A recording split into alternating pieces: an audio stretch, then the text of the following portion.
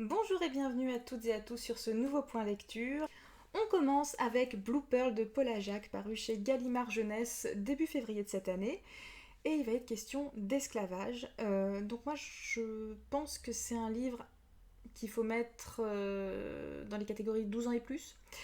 Avant 12 ans, ça me paraît compliqué parce qu'on est vraiment sur une thématique difficile. Il y a des scènes vraiment difficiles, il n'y a pas d'autre mot.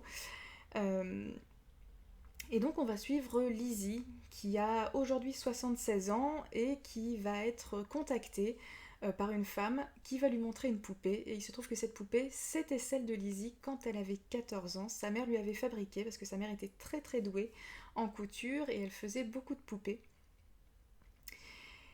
Et donc de cette poupée va remonter un passé, et c'est ce passé qu'on va découvrir. Donc moi je trouve ça toujours hyper important d'aborder ce genre de sujet, notamment avec la jeunesse. C'est un livre que j'ai apprécié, que j'ai eu du mal à lâcher. Cependant, j'ai quand même deux petites remarques à faire parce qu'il y a des petites choses qui m'ont chagrinée dans cette histoire. Notamment la façon dont est vu Abraham Lincoln, parce qu'on va être sur la période de guerre de sécession. Et il est un petit peu vu comme le grand sauveur, un dieu vivant qui va abolir toutes les inégalités, toutes les injustices, etc. Bon, euh, heureusement qu'il a fait ce qu'il a fait, attention, hein. Mais je pense que ça aurait mérité un petit peu plus de nuances, même si on s'adresse à la jeunesse. L'autre point qui m'a un petit peu chagriné, c'est le fait que Lizzie écrive son histoire en 1926 et qu'il ne soit pas question, en tout cas moi je ne l'ai pas senti, donc c'est peut-être très très subtil et je suis passée à côté, mais je n'ai pas senti de remarques ou d'allusions à la situation sociale de ces années-là. Voilà, donc ça m'a un petit peu dérangée dans le sens où on est vraiment sur les questions de l'esclavage. On va parler de l'abolition de l'esclavage suite à la guerre de sécession. Mais à ce moment-là, quand elle écrit, j'aurais aimé avoir plus d'informations pour quand même signaler et dire aux jeunes, bah oui, il y a eu un combat, il y a eu des acquis, mais mais c'était pas ça quoi. C'était pas ça quand même. Donc voilà, ça m'a un petit peu manqué. Mais sinon, une lecture intéressante. Voilà. Suite à plusieurs chroniques, je sais pas, il y a eu plusieurs chroniques récemment sur ce livre alors qu'il est sorti en 2016. C'est ça, en février 2016. Plusieurs chroniques sur des blogs. Il est aussi apparu dans une vidéo, mais je ne sais plus dans quelle chaîne. Pardon. Pardon, j'essaierai de la retrouver et de la mettre en barre d'infos. Il traînait dans ma bibliothèque depuis un certain temps et je me suis dit, bon bah tiens, je vais essayer de le lire, tout simplement parce que, a priori, il était plus question de société et de portraits de personnages un petit peu abîmés par la vie, plus que de questions de gastronomie. Voilà. Parce que j'aime manger, mais enfin bon, lire tout un livre sur la gastronomie, je suis pas sûre que ce soit fait pour moi. Je sais qu'il a eu un immense succès, qu'il a été adapté au cinéma, mais très franchement, moi je me suis beaucoup ennuyée. La première moitié, ça a été, mais alors la deuxième moitié, je me suis vraiment ennuyée. J'ai pas eu de surprise, je m'attendais beaucoup à ce qui allait se passer. Ouais, je pense que d'ici une semaine, je l'ai oublié. En fait, c'est assez terrible. Tout simplement parce que bah, je m'attendais à beaucoup mieux, voilà, vis-à-vis de tous les retours, parce que même sans l'avoir lu et sans être une lectrice qui lit les succès de l'année, bah, je l'avais vu passer partout quand même, quasiment. Pour vous présenter l'histoire, on va être avec Sentaro, qui est un jeune homme qui est à la tête, qui est gérant, pas patron, mais gérant, d'une boutique de dorayaki. C'est ça, de dorayaki, qui sont des pâtisseries japonaises à base de... qui sont en fait des pancakes, des pains fourrés de crème de haricots rouges. De pâte de haricots rouges, pardon.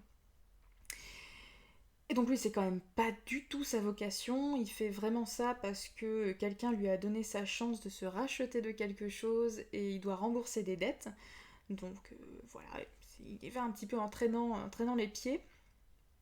Et un jour, il y a une femme, Tokwe, si je dis pas n'importe quoi, c'est ça, qui est une vieille femme et qui va un peu beaucoup insister pour être embauchée dans cette boutique. Et voilà.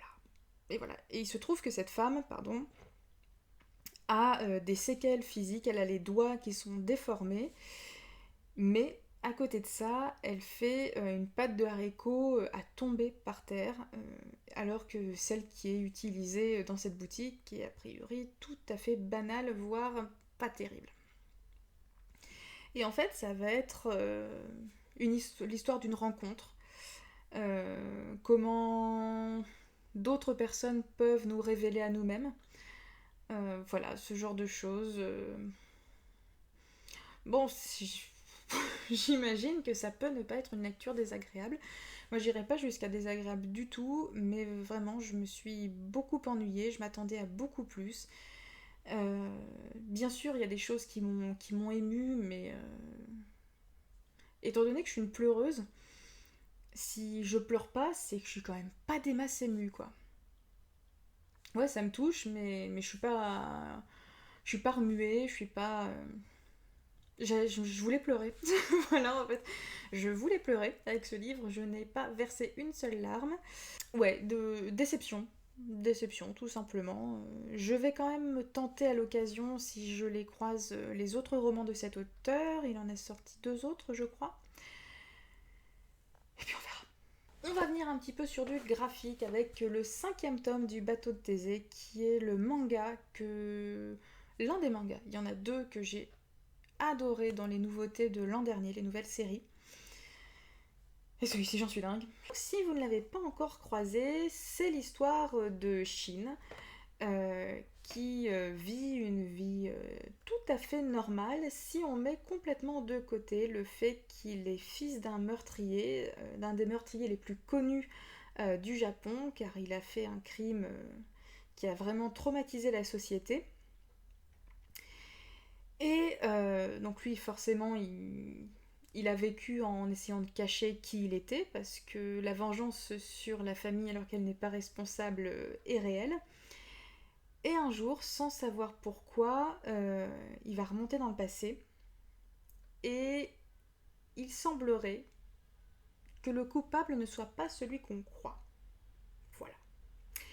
Donc moi j'ai adoré, je trouve que chaque tome est prenant, même si on n'en apprend pas assez, je sais pas combien de tomes va faire la série, mais j'aimerais tellement que ça aille plus vite, qu'on me donne plus de réponses.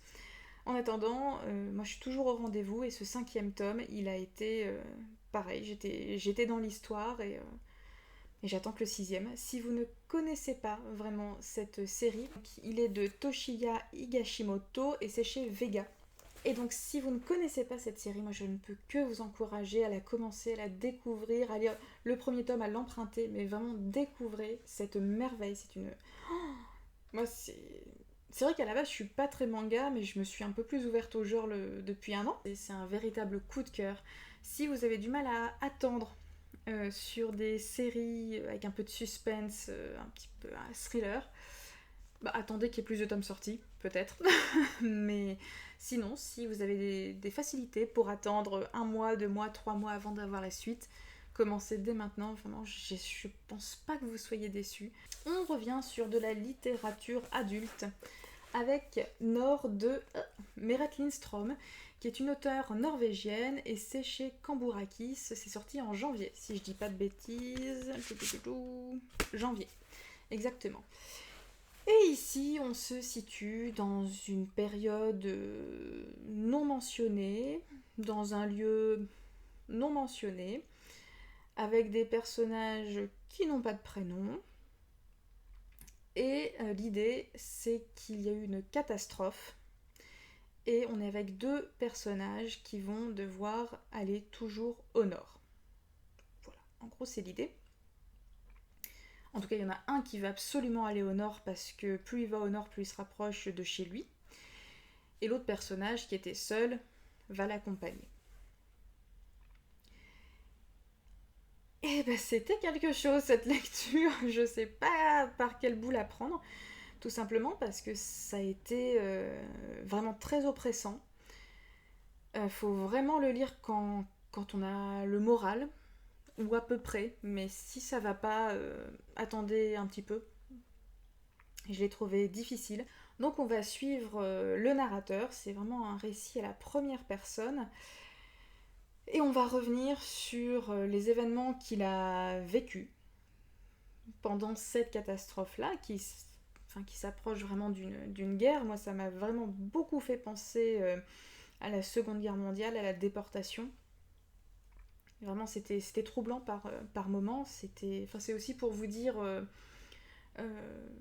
pour revenir sur l'idée de voilà, si ça va pas, n'enfoncez pas le clou. J'ai pas de mots en fait parce que j'ai adoré. Il y a quelques années, j'ai commencé La Route de McCarthy que j'ai laissé tomber. Faut que d'ailleurs, je l'ai sorti de ma bibliothèque là pour le reprendre. Parce que si dans La Route ils vont vers le sud et que là ils vont vers le nord, c'est quand même l'histoire d'une marche. Une marche qui n'en finit pas. euh, où on espère qu'il y ait quelque chose au bout, mais on n'en sait rien. Et, et en même temps, il y a des retours dans le passé. Il y a une approche des stigmatisations, des discriminations qui ont amené notamment, ou en tout cas qui ont alimenté la catastrophe. Enfin, c'est... Vraiment, ça a été difficile pour moi de ne pas faire de parallèle avec la Shoah, alors qu'il est jamais clairement euh, question de ça. Et je trouve ça vraiment intéressant en fait que ce soit pas localisé, que ce soit pas daté, parce que ça appelle peut-être à la vigilance, d'une façon différente que de parler d'événements précis, qui appellent aussi à cette même vigilance, qui sensibilise aussi. Mais c'est peut-être un autre moyen d'aborder ce genre de choses. Et moi j'ai été... il y avait vraiment des moments très très difficiles. Enfin j'ai eu la gorge serrée. C'est un livre qui m'a mis un coup. L'écriture est magnifique. Vraiment, je vais regarder s'il y en a d'autres qui ont été traduits de cet auteur. Donc je répète, Meret Lindstrom. Parce que l'écriture est magnifique. Et il y a vraiment une structure que j'ai trouvée très intelligente entre le présent et le passé. Des personnages vraiment singuliers, mais à qui on a enlevé leur personnalité. Donc c'est des personnages qui se recherchent, à qui on a parfois voulu donner une autre personnalité que la leur, donc qui sont peut-être perdus ou qui ont voulu croire à une autre vie possible. Là, une écriture qui vous transperce, quoi. C'est... dans ce qu'il y a de beau, dans ce qu'il y a de terrible et dans ce qu'il y a d'horrible. Voilà, c'est ce genre de publications qui me font aimer les éditions Cambourakis. Voilà, je peux pas dire autre chose. Il m'a secoué donc là ce mois-ci, cette semaine. Je vais voir comment ça évolue dans mon esprit dans les semaines à venir, mais il n'est pas impossible qu'il me secoue encore longtemps. Et moi, celui-ci, je vous le conseille. Accrochez-vous bien le cœur quand même. Fixez bien votre cœur solidement parce qu'il risque d'être un petit peu secoué. On passe aux 3 derniers graphiques. Le premier de ces comics a été Ascender de Jeff Lemire et de Dustin Nguyen, sorti chez Urban Comics en janvier de cette année. Et en fait, je n'avais pas fait gaffe en l'achetant, mais c'est la suite de la série de ces mêmes auteurs qui s'appelle Descender, que pour ma part j'avais repéré. Je voulais les offrir en fait à mon conjoint, et je l'ai jamais fait. Voilà. Mais l'histoire m'avait quand même assez intriguée, moi qui suis pas du tout science-fiction, qui suis pas du tout fantasy. L'histoire m'avait quand même intriguée, je m'étais dit si je m'y mets, ça peut être une belle piste. Le hasard a voulu que je me sois dit la même chose pour cette série-là, pour laquelle j'ai craqué, mais là il s'agit que du premier tome. C'est un tome introductif qui montre bien qu'on n'a pas forcément besoin d'avoir lu l'autre série pour comprendre le contexte. Vraiment, il met très très bien les choses en place, on comprend assez bien. On est confronté à un personnage, Mère, qui est complètement avide de pouvoir et qui détient pour le coup, des pouvoirs aussi magiques, en plus d'avoir des pouvoirs sur les gens, qui a des capacités magiques extrêmement importantes. Et en fait, la galaxie est un petit peu soumise à ce personnage, un petit peu beaucoup. Et la technologie qui existait précédemment sur les planètes a été complètement interdite par Mère, si j'ai bien compris. Donc d'un côté, il y a ce personnage-là et ses jeux de pouvoir, de manipulation, etc. Et d'un autre côté, on va découvrir la petite Mila, qui est sur la couverture. D'ailleurs, cette couverture, hop, je vais la mettre là, elle est magnifique. Vraiment, je la trouve sublime. Elle a fait une grande partie du boulot pour que je m'intéresse à cette série-là. Je trouve que quand on croise une couverture comme ça, c'est difficile de passer à côté. Et donc on va rencontrer la petite Mila et son père. Et un jour, un robot va littéralement tomber sur Mila. Il va vraiment tomber du ciel près d'elle. Qui est ce robot ?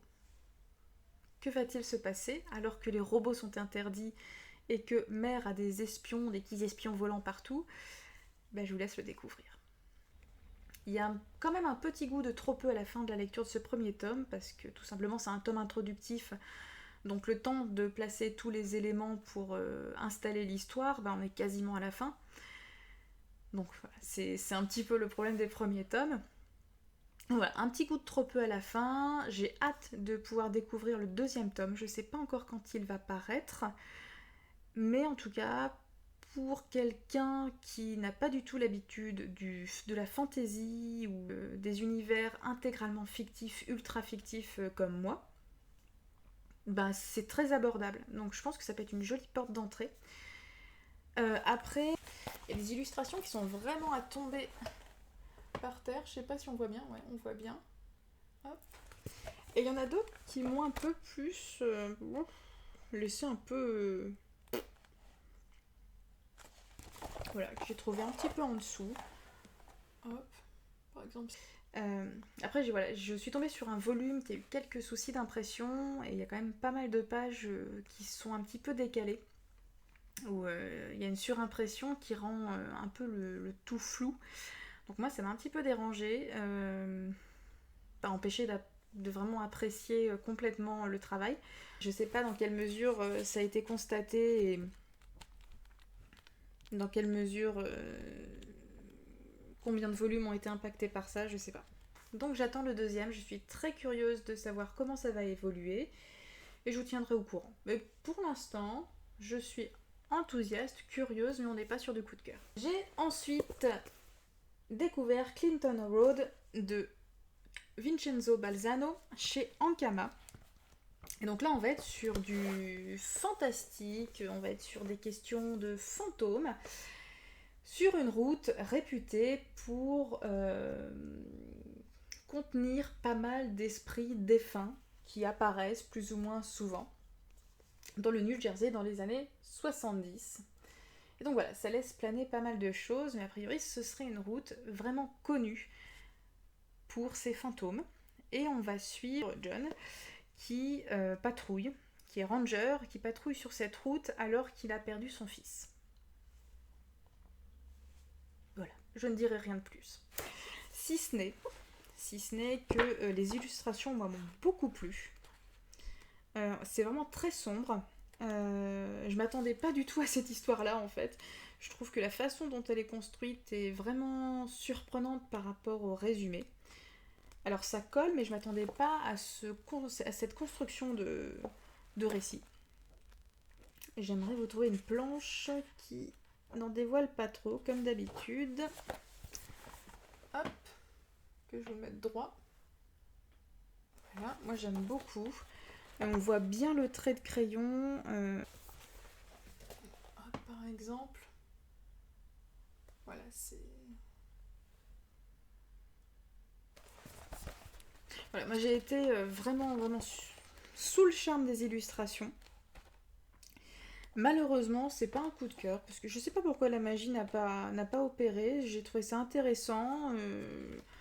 Vraiment, j'étais intriguée. Je me demandais où l'auteur voulait nous emmener, quelle était la part de fantastique avec les esprits, quelle était la part de réalité. Au bout d'un moment, on ne sait plus dans quel monde on se trouve. Donc vraiment, il a su me perturber. Mais quel dommage que il n'y a pas eu ce déclic. Voilà, il n'y a pas eu le déclic du cœur.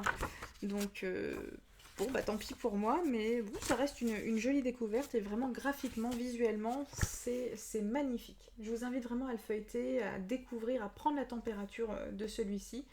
On sait jamais, si vous aimez ce côté paranormal, lié aux fantômes, aux esprits, ça pourrait peut-être le faire davantage avec vous. Et le dernier, mon coup de cœur absolu de la semaine. Je parlais tout à l'heure de Mutafuka's Loba-Loka. Et puis, vu que je suis un petit peu accro désormais à ce spin-off, et qu'il est question d'un autre personnage qui a eu son propre spin-off, et que je ne pouvais pas attendre avril pour avoir la suite, et bien je me suis acheté Puta Madre. Et je l'ai dévoré, tout simplement. Je l'ai adoré. Il m'a mise en colère, il m'a fendu le cœur, il m'a fait pleurer, il m'a mis dans tous mes états. Tout simplement, fou là là, je sais pas quoi vous en dire pour vous donner envie, parce que j'ai envie de donner envie j'ai envie de donner envie. C'est l'effet de Johnny. J'ai envie qu'un maximum de personnes puissent le découvrir, mais en plus moi je le découvre complètement après tout le monde, hein. Mais c'est pas grave, j'aimerais lui donner une seconde jeunesse. Il est sorti quand d'ailleurs? Là c'est l'intégrale, parce que c'est paru un petit peu c'est paru de la même façon que pour Loba-Loka, en chapitre, en édition limitée, puis en intégrale. Il est sorti en 2017. Et vraiment j'avais peur de pas aimer, parce que j'aimais tellement Loba-Loka que je me suis dit, mais si ça se trouve c'est une exception dans la série, et je vais pas aimer le reste. Parce que je vous cache pas que j'ai un petit peu peur de commencer Mutafukaz, il y a des personnages qui me mettent pas très à l'aise. Je sais pas, je suis un peu intimidée par le récit de base, le récit d'origine. Mais vu comme j'aime Loba-Loka, vu comme j'ai adoré Puta Madre, bah, je crois que je vais y venir, hein. Pas tout de suite, je vais me laisser encore un petit peu de temps et un petit peu de budget à retrouver. Mais vraiment, dans celui-ci, on va suivre Jésus, ou Ressus, je sais pas comment ils ont envie qu'on le dise. Les auteurs, c'est Run et Neyef chez Ankama. Et là, on est au label 619. On va suivre un personnage qui, dès l'enfance, a vécu l'injustice et qui va être marqué à vie par cette injustice. On va aborder des questions, ça a beau être de la fiction, on va aborder des questions liées à la justice américaine, notamment vis-à-vis de la justice envers des mineurs coupables de crimes de sang. On va découvrir des questions pénitentiaires, la façon dont ça se passe dans les établissements pénitentiaires, les arrangements, les différents groupes, les ententes, les alliances, les mésententes, ce genre de choses. On va parler d'immigration, de l'exploitation des immigrants dans certains domaines professionnels. On va parler d'amour. On va parler de gang de motards, on va parler de vengeance, on va parler de la lucha, forcément, parce qu'il s'agit de El Diablo. Ressus, en fait, se trouve être El Diablo. Et pour ceux qui ont lu commencer Loba-Loka, le lien se fait davantage. Et voilà. C'est un petit peu violent, je vous le cache pas. C'est bourré de testostérone. Mais moi j'ai trouvé ça génial à lire. J'aimerais vous montrer aussi quelques illustrations parce que vraiment... illustrations violentes ou pas? Parce que là il y a du sang partout. Non, parce que ça va... Non, je peux pas vous montrer ça, ça va trop spoiler. Voilà, mais... En fait on arrive quand le personnage, quand Jésus, Ressus est tout petit. Et on termine où il est adulte, hein, complètement adulte. Rien que le refeuilleter, je suis... Et ce que j'ai trouvé très intéressant aussi, c'est que vous avez des petites parties documentaires. Alors laquelle vais-je vous montrer? Qui vous explique des faits de société aux États-Unis. Je vais vous montrer quand même. Voilà, celui-ci, qui va parler donc de la perpétuité pour les enfants accusés de crimes de sang aux États-Unis et qui montre en fait que les mineurs sont jugés comme des majeurs, quel que soit leur âge, à partir du moment où il y a un crime de sang qui est commis. Et voilà, et donc il y a plusieurs fois des passages comme ça documentaires que j'ai trouvé vraiment intéressants, beaucoup sur les questions pénitentiaires, et ensuite sur les gangs, pas mal. Et voilà, et c'est vraiment superbe. Oh là, je sais pas quoi vous montrer tellement c'est génial. Allez. Je trouve que les illustrations sont vraiment magnifiques. Et peut-être un où il est pitchoun. Voilà. Hop. Là, c'est au début. Il est tout pitchoun. C'est vraiment un comics hyper complet. On aborde beaucoup de questions de société. C'est une histoire d'homme, un portrait que j'ai trouvé hyper touchant, hyper émouvant. Vraiment, ça m'a fait mal de le quitter. Et en même temps, ça m'a fait très très mal de le quitter. Et je l'avais acheté pour avoir des réponses que je pensais obtenir, qui me manquaient dans l'Obaloka. Elles y sont pas. Elles y sont pas. Donc ça m'a fait du mal de le quitter. J'étais frustrée parce que j'avais pas de réponse à mes questions. Donc j'espère que la suite de l'Obaloka me les donnera. Et punaise. Ça m'a fait mal de le quitter. Je vous encourage, je vous invite vraiment, vraiment à le découvrir. Ça va être mon coup de cœur de au moins de l'année. Voilà, gros coup de cœur cette année, c'est celui-ci. On a fait le tour des livres, petit rappel des meilleures lectures et que je vous encourage vraiment à découvrir. Le bateau de Thésée, pour rappel, il y a 5 tomes qui sont aujourd'hui parus et les tomes sortent relativement régulièrement, je crois que c'est tous les 2 mois. Nord de Meret Lindstrom, on marche, on ne cesse de marcher pour rejoindre le Nord. C'est prenant, c'est difficile, le passé ne nous quitte pas et on ne sait pas ce que nous réserve du tout l'avenir. Puta madre, du poil, des tatouages, de la baston, des questions de société, de la testostérone et n'en plus finir, c'est génial. Ce point lecture est terminé, je vous remercie infiniment de votre attention, j'espère que vous avez pu faire de belles découvertes. Si vous avez lu certains de ces livres, n'hésitez pas à me dire ce que vous en avez pensé. Si d'autres vous ont donné envie, n'hésitez pas également à partager vos impressions, à poser vos questions si jamais vous n'êtes pas sûr du contenu ou parfois du degré de violence aussi, je vous le cache pas, de certains d'entre eux. Et si vous avez eu d'immenses coups de cœur cette semaine, je suis preneuse aussi, je prends tous les coups de cœur qui passent. Merci encore et je vous souhaite une très très belle journée. Ciao!